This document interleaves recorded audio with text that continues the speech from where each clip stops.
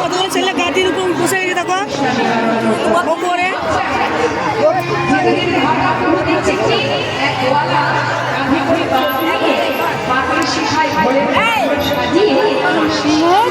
ঘুরোয় না